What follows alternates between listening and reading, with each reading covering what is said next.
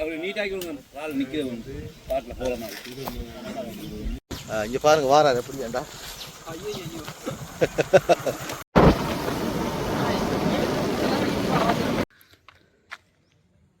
ஒரு பாரி ஒரு குளம் இரணமடு அங்காட்சி வந்து நான் கதைச்சினாங்க 2 சங்கம் இருக்குது 2 சங்கம்.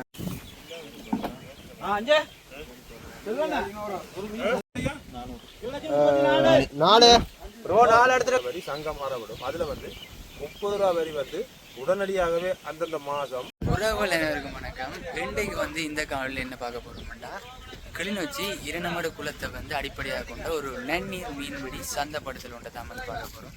சந்தைப்படுத்தல் மீன் வந்து மீனவர்கள் வந்து ஒரு நன்னீர் மீன்பிடி சந்தை ஒன்றை தான் வந்து பார்க்க போகிறோம். அதாவது மீனவர்கள் வந்து வியாபாரிகள்கிட்ட கையளிக்கிற ஒரு இடத்தை தான் நின்று காய்ச்சி கொண்டிருக்கிறோம். அங்கே வந்து என்ன மாதிரி மீன்கள் பிடிபட்டிருக்கு, எப்படி இருக்குது, என்ன விலைக்கு போகுதுன்ற முழுமையான விஷயங்களை வந்து இந்த காணொலியில் பதிவிடுறேன். மறக்காம வந்து சப்ஸ்கிரைப் பண்ணி எனக்கு ஒரு ஆதரவு அளிங்க. தொடர்ந்து வந்து நான் காணொலிக்குள்ளே போவோம். இரணமடு குளத்தை அடிப்படையாக கொண்ட மீன்பிடி நடவடிக்கை. இங்கே வந்து பெரும்பாலும் வந்து நன்னீர் மீன்பிடி. நாங்கள் பாருங்கோ, நாங்கள் நிற்கிற இடத்துலேருந்து எவ்வளவு நிற்கிற இடம் ஒரு மேடு, இது ஒரு பள்ளம், ஒரு பாரி ஒரு குளம் இரணமடு, சொல்ல தேவையில்லை.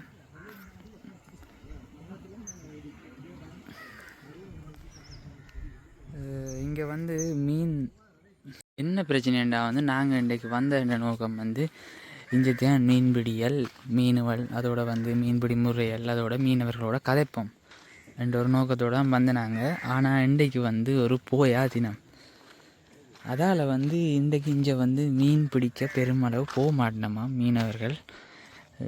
அதோட வந்து இந்த எடுக்கிறதுக்கு இங்கே பெரும்பாலும் ஏற்றுமதி செய்யப்படுறது நல்ல நன்னீர் மீன். ஆனால் வந்து அதுவும் இன்றைக்கு இல்லைன்ற மாதிரி சொல்லினேன். ஸோ 1-2 பேர் தான் நிற்கணும் கரையில். ஸோ அவைகளோட கதைச்சி பார்ப்போம். இப்போ என்னென்னா வந்து இந்த கரை பகுதியை சேர்ந்த மீனவர்கள் வந்து பார்த்திங்கன்னா போயா தினத்தில் வந்து மீன் பிடிக்க போகிறதில்லை. ஆனால் வந்து இரணமடு குளத்துட்டு அங்காளி சைட்டில் வந்து ஒரு இன்னொரு கரை இருக்கான். இப்போ அந்த பகுதியாக்கள் வந்து மீன் பிடிக்க போகிறேன்ட்டு சொல்லினோம். ஸோ வந்து நாங்கள் கெரியா போய் வந்து அந்த இடத்த பார்ப்போம். அங்கே பிடிச்சா வந்து அதை காணொலியை பதிவிடுவோம். வாங்க ஃப்ரெண்ட்ஸ் போவோம்.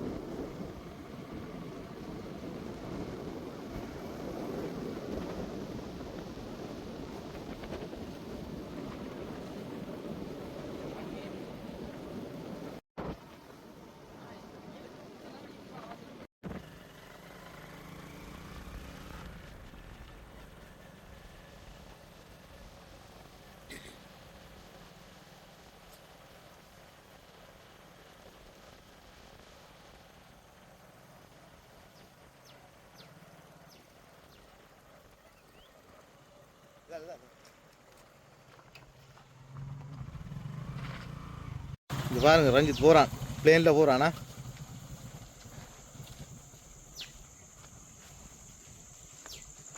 இங்கே பாருங்க வாராது எப்படி ஏண்டா.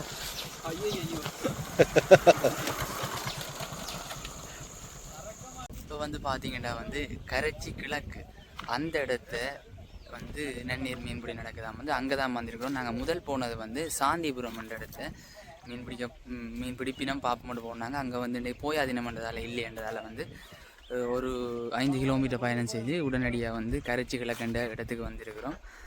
இங்கே வியாபாரிகள் இப்போ வந்து சந்தைப்படுத்தல், அதாவது மீனவர்கள் வந்து வியாபாரிகள்கிட்ட கையளித்து கொண்டிருக்கிறோம். ஸோ போய் அவைகளோட கதைச்சு அந்த காணொலிகளையும் பார்ப்போம். தொடர்ச்சியாக வந்து வீடியோ ஸ்கிப் பண்ணாமல் பாருங்கள், உங்களுக்கு இது ஒரு வித்தியாசமான அனுபவமாக இருக்கும். வந்து ஃபைனலாக பார்த்தீங்கன்னா வந்து மீனவராக்கள் நிற்கணும். இங்கே வந்து நன்னீர் மீன்பிடி தானே, பொதுவாக வந்து இந்த ராலவல் இருக்கும்.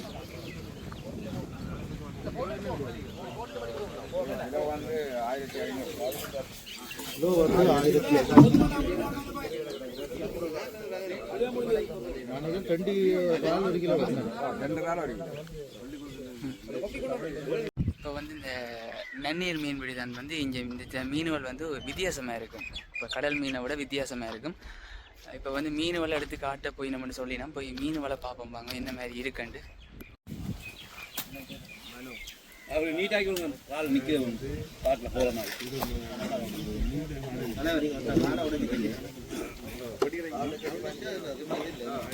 ஒரு சில ஆக்கள் மீன் வேண்டி அப்படி இன்னும் பெருசுங்களா தொகவில்லை இன்னும் பெருசுண்டு நாங்கள் கலைக்கிறது ஒரே விலை 500. அது மற்ற என்ன மீன் அது மற்ற அந்த அளவுக்கு தண்ணி அது என்ன விலை 150 கிலோ கிலோ 150. டேஸ்ட் ஒன்றும் இல்லையா? டெஸ்ட் எடுத்து முள்ளு கொஞ்சம் முள்ளு பொரிச்சு குழம்பு வச்சா சிக்கனை விட தோத்துரும். வியாபாரி கொண்டு 700 நீங்கள் என்ன விலையா? நாங்கள் 500 கொடுப்போம். 500 இறால் வந்து 1600.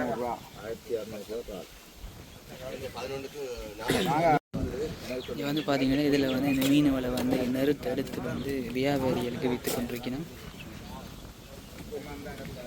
இதை நம்பி தான் நாங்கள் எங்கள் வாழ்வாதாரம் முடிக்க வேண்டியது. நீங்கள் எத்தனை வருஷமாக வந்து இந்த தொழில்? நாங்கள் பரம்பரையாக இந்த தொழில் இதுக்கு சங்கம் இருக்கு. சங்கம் இருக்கு. கரைச்சி கிளாக்கு ஜாமியன் அழகா சங்கம் வந்து நாங்கள் காலகாலமாக இயங்கின்றிருந்தோம். எங்களுக்கான நிரந்தர கட்டிடம் தான் ஓய்வு மன்றம் வந்து குளத்துக்கரையில் அமைச்சிருக்கிறோம். அதுக்கு தண்ணி தண்ணி யாழ்ப்பாணம் இந்த மீன் நாங்கள் வியாபாரம் செய்யறதுக்கான காணியம் கேட்டிருக்கோம். கிடைக்குமா கிடைக்காது தெரியல. கிடைச்சா நாங்கள் இந்த மீன்களை கொண்டு யாழ்ப்பாணத்தில் சந்தைப்படுத்தக்கூடிய மாதிரி கலைச்சிருக்கோம். கண்காட்சி வந்து நான் கலைச்சினாங்க. 2 சங்கம் இருக்குது. 2 சங்கத்துலையும் 2 பிறப்பு கேட்டிருக்கோம். அங்கே நாங்கள் இந்த மீன்களை கொண்டு போய் நீங்கள் சங்க தலைவராக இருக்கீங்க. இப்போ அங்காளி கரையில் பார்த்தினாங்கன்னா அவை சொல்லிச்சு நம்ம வந்து போயா வந்து மீன் பிடிக்க மாட்டோம்ட்டு. அவை வந்து நாங்கள் வந்து அவை போயாட்டு மட்டும்தான் அந்த குளத்தில் ஓய்வு கொடுத்தோம். நாங்கள் மாதத்தில் 5 வள்ளி 4 வள்ளி ஒரு 5வது வள்ளி 4வது வள்ளி மாதத்தில் 5 வள்ளி வந்தால் அத்தனை வள்ளி நாங்கள் குளத்துக்கான ஓய்வு கொடுத்தோம். மீன்கள் ஓடி திரியக்கூடிய மாதிரி ஓய்வு. அவே வந்து அந்த சங்கம் வந்து பருவத்துக்கு மட்டும்தான் ஓய்வு. பருவத்துக்கு ஓய்வு கொடுக்க தொடர்ந்து அந்த தொழில் நடந்தது. மாதத்தில் ஒரு நாள் தான் அவை ஓய்வு.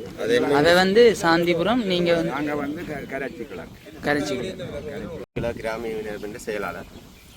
எங்களோட சங்கத்தில் வந்து கிட்டத்தட்ட 54 பேர் தொழிலாளிகளை தொழில் செய்கிறார்கள். தை மாதம் தொடக்கம் 6ஆம் மாதம் வரையும் தண்ணி கூட நிற்க எங்களுக்கு தொழிற்பாடு சரியான இழப்பாக இருக்கும். அதுக்கு தண்ணி வயல்களுக்கு திறந்து வர சந்தர்ப்பத்தில் தண்ணி குறையிற நேரத்தில் எங்களுக்கு தொழிற்பாடுகள் அதிகப்படியாக மீன்களை பிடிக்கக்கூடிய மாதிரி இருக்கும். அதே நேரத்தில் எங்களுக்கு வெளியிடத்துலேருந்து ஓடர் வேறு வெளிநாடுகளிலிருந்து எங்களுக்கு கருவாடுகள் கொடுத்தாங்கன்னு சொல்லி அதோட சங்கத்தில் சில 1-2 பேருக்கு அந்த சந்தர்ப்பம் கிடைக்கிறது.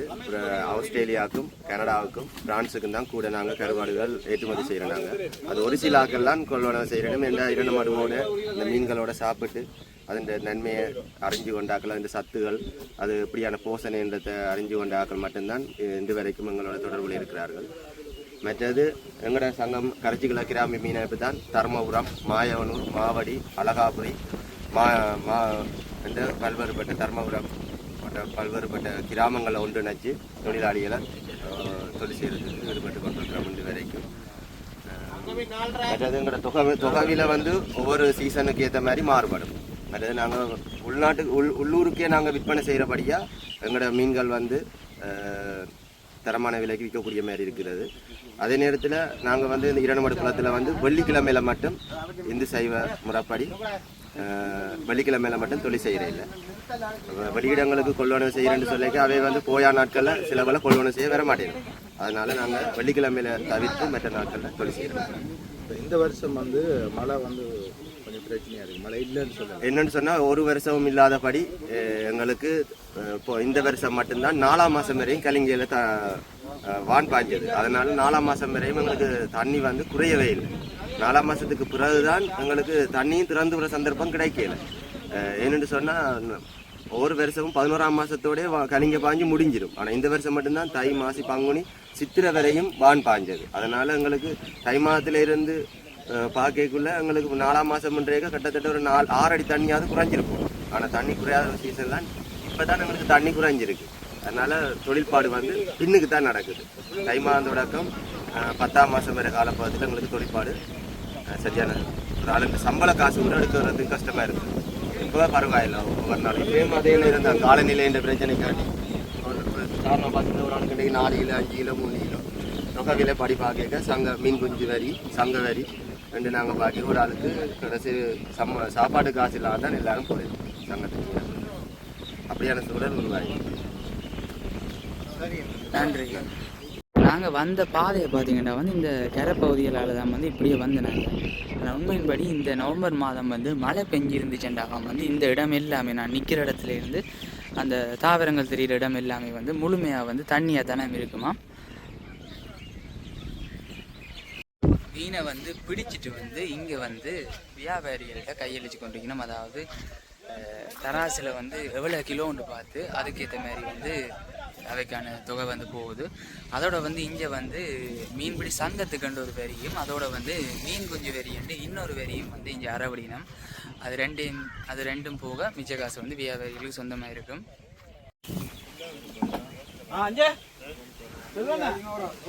ஏன்னா வந்து ஒரு அண்ணா வந்து இப்போ தான் மீன் பிடிச்சிட்டு வந்து இந்த வியாபாரிகள்கிட்ட கையளிக்கிறதுக்காக வந்து கொண்டிருக்கேன். 2 பேரும் தான்.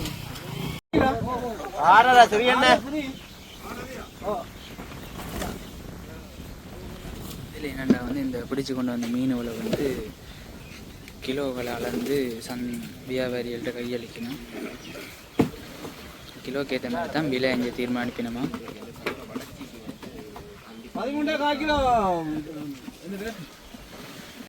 இங்கே வந்து பெரும்பாலான மீனவர்கிட்ட கருத்து என்னென்னு பார்த்தீங்கன்னா வந்து அதாவது வருஷத்துக்கு முதல் 6 மாதம் வந்து கொஞ்சம் மீன் பிடிக்கிற கஷ்டமாக இருக்கும்.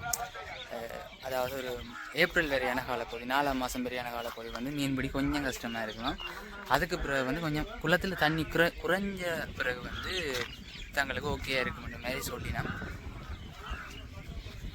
நானும் இது வரைக்கும் வந்து நன்னீர் மீன்கள் சாப்பிட்டதில்லை. பட் அடுத்த முறை வந்தால் வந்து கட்டாயம் வாங்கி சாப்பிட தான் வேணும். இங்கே வந்து ஒரு வியாபாரி ஒரு ஆள் வந்து மீன் எடுத்து வச்சுக்கிறார். இதுதான் இவை இதை கொண்டு கிராமங்களுக்கு விற்பி நான் நினைக்கிறேன். அது என்ன சாப்பிடுறது? அது சாப்பிட்றது கொழுப்பு கூடாது.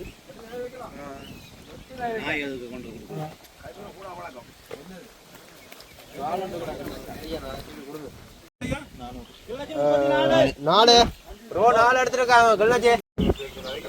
நான் வந்து வரி அணவட்டாளர் மீனுக்கு வரி போடுறேன். ஒரு வெளியே தந்துருக்கிறேன். அந்த வரி மட்டும் தான் நான் போட்டு கொண்டுக்கிறேன். ஆனால் என்ன வரி என்ற விளக்கம் மீனுக்கு வரி போடுறோம். நான் பெரிய பற்றி சொல்கிறேன். மீனுக்கு வரி போடுறது எங்களுக்கு வந்து 1 கிலோவுக்கு 50 ரூபா வரி அறவிட வேண்டி இருக்கிறோம்.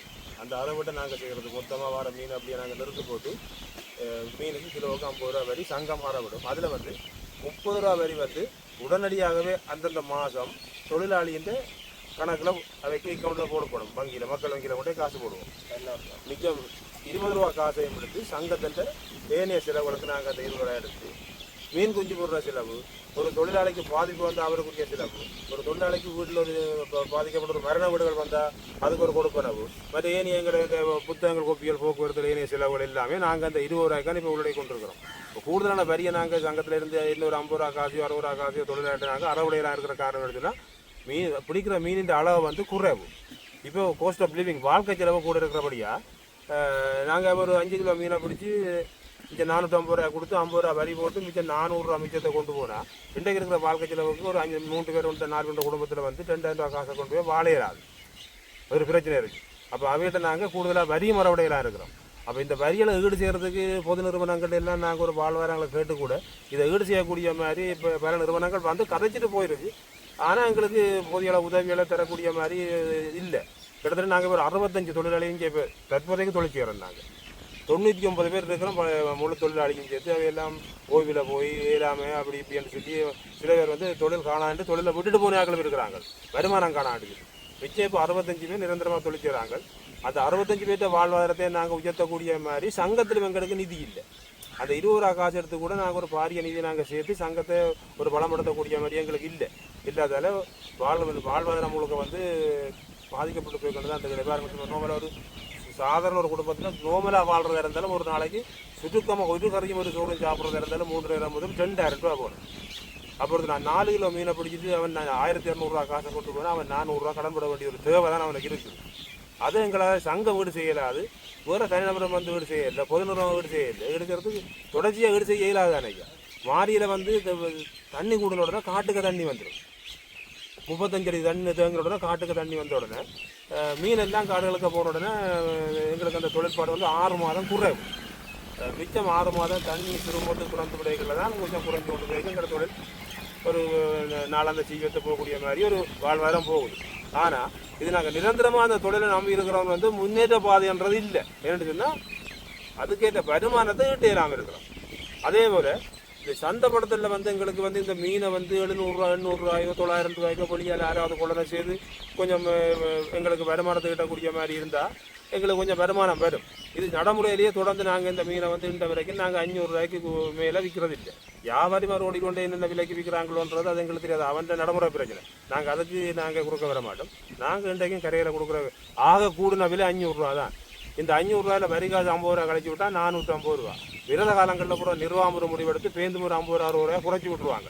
ஏண்டா வியாபாரி மாதிரி அங்கே விற்கிற காலம்புறைகளில் இந்த மீனை குறைச்சி விட்டுருவாங்க. குறைச்ச உடனே தொழிலாளி பாதித்து தான் ஒன்றும் செய்யலாது. ஆறாவது அப்படி வந்து இந்த விலையை கூட்டி 200 900 1000 ரூபாய் எடுத்தால் எங்களுக்கு சந்தோஷம். ஆனால் நாங்களும் எதிர்பார்க்குறோம் அப்படி ஒரு நல்ல ஒரு அபிப்பிராயங்கள் வந்தால் அந்த தொழிலாளின்ற வாழ்வாதாரங்கள் எல்லாம் உயரும். அதை விட இங்கே வந்து குளம் முழுக்க கட்டுகள் இந்த கடல் மாதிரி அப்படியே நாங்கள் விலையை போட்டு பத்திரமா இருக்கக்கூடிய மாதிரி இந்த இடம் இல்லை. கட்டைகளில் போய்களை முதலை கூட சேதம்படின்ற ஒரு புதுசாக நாங்கள் விலையை தயாரித்து போட்டால் ஒரு 3 மாதத்தில் அந்த விலை அழிஞ்சு போயிடும். ஏன்னா கட்டைக்கு எல்லாம் போய் எல்லாம் செடி போட்டுனா சுழி ஓடி எடுப்பாங்க, 7 அடி அறுத்து எடுத்த உடனே 3 மாதத்துலேயே அந்த வேலை செய்த போனால் திரும்ப 3வது மாதம் இந்த தொழிலாளி 2-3 லட்சம் ரூபாய்க்கு இப்போ இந்த வேலையை கடன்பட்டோ வீட்டில் அடைய வச்சோ ஏதாவது ஒன்று செய்து தான் திரும்ப தட்ட தொழில் பேருந்து வேலையை திரும்ப பழையபடி போட்டு தான் தொழிலை செய்யும். அதால் எல்லாம் பாரியாக பாதிப்பு. நாங்கள் பெரிய அளவில் வசதி பார்ப்பேன் இந்த சமுதாயம் வாழ்ந்துட்டு சொல்கிறதுக்கு இல்லை. நீங்கள் நேரடியாக அந்த கிராமங்களையோ மக்கள் இந்த வாழ்த்துறதே வந்து பார்க்கலாம். ஒழுக்க பாதிக்கப்பட்டு போய் தான் இருக்கிறோம். மறுபடி எங்களுக்கு இப்போ ஒரு சின்ன வேலை திட்டங்கள் வந்தபடியாக நாங்களும் தொழிலாளி செய்து கொண்டிருக்கிறபடியாக எங்களோட சங்கம் வந்து இது வரைக்கும் ஒரு பாரிய முன்னேற்றத்தை இது வரைக்கும் காணாமல் இருக்கிறதுக்கான காரணம் என்னன்னு சொன்னால் சந்தை வியாபாரம் இல்லை. கூடிய விலைக்கு நாங்கள் பொருளை விற்கலாமல் இருக்கிறோம். அதை ஏதாவது நிறுவனங்களோ அரசாங்கங்களோ இங்கே வந்து அந்த கூலர் எடுக்கிற மாதிரி தன்மை எடுக்கிறையா, ஆனால் எதிர்பார்த்த விலைக்கு எடுக்கிறேன் இல்லை. எதிர்பார்த்த விலைக்கு எடுக்கிறேன் அவர் வந்து ஒரு 500 ரூபா 400 ரூபாய் கிடப்பான். அவன் கொஞ்சம் கூட்டிட்டு சொன்னா 300 ரூபாய் கேட்பான், 350 கேட்பான். அவன் சந்தைப்படுத்துறது ஏற்ற மாதிரி விரத காலம் ஒரு ஆள் தான் வந்து எடுக்கிறாரோ இல்லை. இந்த கணக்கு எடுக்கிறாரு ஒரு 1000 கிலோ மீனை கொண்டு வந்து எத்தனை கூலரை கொடுக்குறது. நாங்கள் எங்களோட உண்மையான உற்பத்தி வந்து சராசரி நாங்கள் ஒரு 1000 800 தான் பார்க்குறோம். நாளாந்த பார்க்கல 5 நாள் போயிடும், தொழிலுக்கு போக மாட்டாங்க. 25 நாள் தொழிலில் தான் எங்களோட வாழ்க்கை. அந்த 25 நாளில் மட்டும் கூலர்காரம் வந்து அந்த 1000 500 அப்படி எடுக்கல அவன் வர மாட்டான். கணக்கு ஒரு 3000 4000 கிலோ ஏற்றுற கூலரில் வந்ததே ஒரு நாளாந்து நாங்கள் 500 ரூபாய் கொடுத்து அவன் இங்கே வந்து நிற்க மாட்டாங்க. அப்போ அந்தளவுக்கு எனக்கு உற்பத்தியும் குறைவு. தொழிலாளி இருக்குது, உற்பத்தி குறைவு. மீன் பிடிக்கிற எங்களை மீன் தரவும் குறைவாக இருக்குது. சரி, நாங்கள் மீன் குஞ்சு விடுவோம். வருஷத்தில் 3 தடவை 4 தடவை மீன் குஞ்சு விடைக்கல. அதுக்கு எத்தனை லட்சம்? அது ஒவ்வொரு குஞ்சு இந்த வளர்ச்சிக்கு ஏற்ற மாதிரி விலை இருக்குது. 6 ரூபா குஞ்சு இருக்குது, 8 ரூபா குஞ்சு இருக்குது, 5 ரூபா குஞ்சு இருக்குது. கவர்மெண்டால அதுகளுக்கு எந்த ஒரு இதுவும் இல்லை. உதவிகளும் செய்வாங்க. எங்களுக்கு வடமாகாண சபை உதவி செய்யறது, நெக்டா நிறுவனம் போடுறது, நாங்கள் காசு கட்டுறது. ஃப்ரீயாக கொண்டு வந்து விடுறது இல்லை, ஃப்ரீயாகவும் விடுறது. வருஷத்தில் ஃப்ரீயாகவும் விடுவேன். ஒரு கொஞ்சம் விடுவேன். அதை எதிர்பார்த்து இந்த உச்சி எல்லையில் விட மாட்டோம். அவர் கொஞ்சத்தை விட்டு சொல்லுவேன், நீங்கள் காசை கொடுத்து மிச்சத்தை விடுங்கோட்டா நாங்கள் 15000 20000 30000 சொல்லி இந்த 10 ரூபாயில் சேர்க்கிற காசில் நாங்கள் பேங்க்கில் சேர்த்து வைக்கிறது. அந்த காசு அவங்க கேட்ட உடனே உடனடியாகவே தலைவராக்களுக்கு அந்த காசு எடுத்து கட்டி தான் காசு கட்டினா அப்புறம் மீன் கொஞ்சம் விடுவாங்களா. இது சம்பந்தம் நீங்கள் கடத்தல் அமைச்சர்கிட்ட நீர்வளத்துறை அமைச்சர்கிட்ட காய்ச்சி பார்த்துருக்கீங்களா? நாங்கள் கூடிய அளவு இடம் கதைச்சிருக்கிறோம். அவைகளும் தங்களால் முடிக்கிற அளவு தான் உதவி செய்யணும். இப்போ நாங்கள் ஒரு 10 ரூபா கேட்டிருந்தா அது ஒரு 3 ரூபாயோ 4 ரூபாயோ தங்களோட முடிக்கிற இந்த ரூபா கணக்கில் சொல்லிக்கலாம். அது மில்லியன் கணக்காக லட்சக்கணக்காக இருக்கலாம். அவ்வளோ அவன்கிட்ட உதவி 100க்கு 100% உதவி இல்லை. அந்தளவுக்கு அரசாங்கம் தரக்கூடிய மாதிரி அவையிட்டும் வாய்ப்புகள் இருக்கணுமே. அப்போ நாங்கள் அப்படியெல்லாம் கடுமையாக நாங்கள் எதிர்பார்க்கல. தானே அப்போ நீங்கள் ஏதாவது எங்களோட தொழிலாளியின் வாழ்க்கை உயர்த்துறதுக்கு நல்ல நிறுவனங்கள் வந்து உதவி செய்து இந்த மீனின் விலையை கூட்டுறதுக்கு ஏதாவது ஏற்பாடுகளை செய்து தந்தால் எங்களுக்கு பெரிய பேருதவியாக இருக்கும். எல்லாம் எங்களோட இந்த தொழிலாளி இந்த வாழ்க்கை தரம் உயரும். இப்போ பிள்ளைகள் படிக்குதுகள் கேம்பஸில் இந்த பிள்ளைகள் கணக்கு கேம்பஸில் படிக்குதுகள், ஏஎல் படிக்குதுகள், ஓஎல் படிக்குதுகள், வேறு மேனேஜ்மெண்ட் படிக்குது. இதுக்கெல்லாம் ஒரு வாழ்க்கை செலவெல்லாம் கூட ஒன்றும் செய்யலை. அந்த பிள்ளைகளுக்காவது அரசாங்கம் வந்து ஒரு நிதி உதவி செய்தால் அடுத்த ஸ்டெப்புக்கு அந்த சமுதாயம் பெறக்கூடிய ஒரு தன்மையாக இருக்குது. நிறைய பேர்ட்ட புள்ள கேம்பஸில் இருக்குது, நிறைய பேர்ட்ட புள்ள மேனேஜ்மெண்ட் படிக்குது, நிறைய பேர்ட்ட புள்ள ஏஎல் படிக்குது, அப்படியெல்லாம் இருக்குது. எனக்கு அவங்களே பெரிய கஷ்டப்படுறாங்க. அந்த புள்ள இந்த தெரியுது ஒரு கேம்பஸில் புள்ள படிக்கிறாங்க, புள்ள படிக்கிறாங்க ஞாபகம் காசு தானே. அப்போ அவங்களே எங்கிட்ட கூட கடன் கேட்குறாங்க, சங்கத்தில் கடன் தாருங்க பிள்ளைகளை படிப்பிக்கன்னு கேட்குறாங்க. ஆனால் சங்கத்தில் காசு இல்லை, நாங்கள் அதை கொடுத்து அந்த பிள்ளைகளை ஊக்குவிக்கணும். அதில் சிறப்பான ஒத்துழைப்பு தருவோம் வந்து செய்தால் அதை நாங்கள் நேர்மை நிதியாக வச்சு நாங்கள் அதை வடிவாக நடத்தி கொண்டு போகக்கூடிய மாதிரி இருக்குது. உங்களுக்கு எனி டைம் எந்த நேரமும் நீங்கள் கேட்டாலும் சகல தகவலும் நாங்கள் தரத்துக்கு உங்களுக்கு ஆயத்தமாக இருக்கிறோம். எந்த தகவலும் இங்கே மறைக்கிறதுக்கு இல்லைன்னு ஒரு கமிட்டி, ஒரு நிர்வாகம், ஒரு அரசாங்கத்தின் ஒரு கட்டமைப்புகளை இயங்குற ஒரு நிறுவனம் சகல். அதுவுமே நீங்கள் எந்த நேரம் வந்து கேட்டாலும் எல்லாம் தரக்கூடிய மாதிரி நாங்கள் தயார் நிலையில் இருக்கிறோம். ஆனால் நீங்கள் எங்களுக்கு தயவு செய்து நல்ல உதவிகளும் எங்கேயாவது பெற்றுக்கிடக்கூடிய வாய்ப்பு இருந்தால் அரசு நிறுவனங்கள், பொது நிறுவனங்கள், நலன் திரும்பியல் மூலம் அப்படி ஏதாவது உதவிகளை செய்தால் இந்த மீனவ சமுதாயத்தின் இந்த வாழ்வாதாரம் வேலை சிறக்கு மட்டும் நான் நினைக்கிறேன். இதை விட மேலதிகமாக எங்களால் சொல்லக்கூடிய ஒரு பேக்வேர்டு இல்லை. இனி மேலும் அப்படியான பேக்வேர்டு கிடைச்சா நாங்கள் மேலதிகமாக உங்களுக்கு தெரியப்படுத்துகிறோம். சரி, நன்றி ஐயா, நன்றி ஐயா. பார்த்தீங்கன்னா தெரியும், ஒரு நீண்ட வீடியோ காணொலி தான் வந்து ஐயா கதைச்சது. நாங்கள் வந்து எங்கெண்ட யாழ்ப்பாண கரையோர பகுதியில் பார்த்தீங்கன்னா வந்து பெரும்பாலும் இந்த வேலை சேதங்கள் இருக்குது. என்னென்னா இந்தியன் ரோலர் படகுன்ற தாக்குதலுக்கு உள்ளாகி, ஆனால் வந்து இஞ்சையும் வந்து இவ்வளோ பிரச்சனைகள் இருக்குது இந்த நன்னீர் மீன்பிடியிலையும்.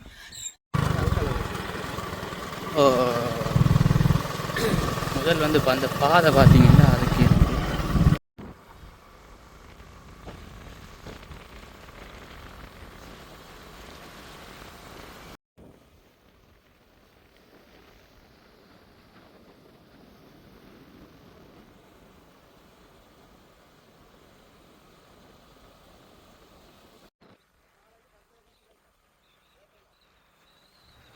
இந்த கரைச்சி கிழக்கு பிரதேசத்தில் இருக்கிற இந்த மீன்பிடி நடவடிக்கையை வந்து பார்த்துட்டு நாங்கள் போய் கொண்டிருக்கிறோம்.